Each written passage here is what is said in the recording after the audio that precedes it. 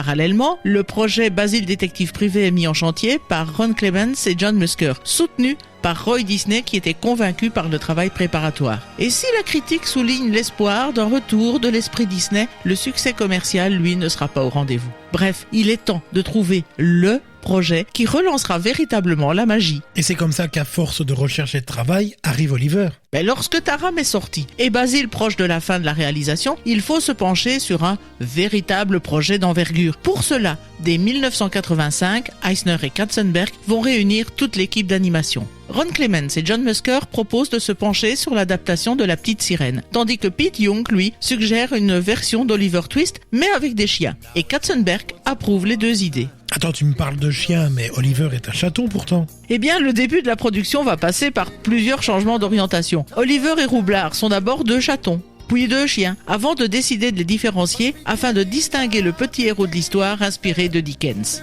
Oui, inspiré, c'est vraiment le mot, car on ne se retrouve pas dans l'exacte histoire écrite par l'écrivain anglais. En fait, à aucun moment, il n'avait été question qu'Oliver et compagnie soit l'exacte adaptation d'Oliver Twist. Non seulement les personnages sont réinventés, mais l'histoire est transposée dans le New York contemporain, par la volonté même des dirigeants. Eisner et Katzenberg. Et ce ne sont pas leurs seules exigences, puisqu'ils interviendront aussi sur le casting et sur le retour aux chansons. Alors c'est vrai, un retour aux chansons comme tu le dis si bien, mais surtout un casting qui va nous faire la surprise de quelques pépites, je crois. Si Oliver est le rôle titre de cette histoire, le chien Roublard est un véritable héros comme on les aime.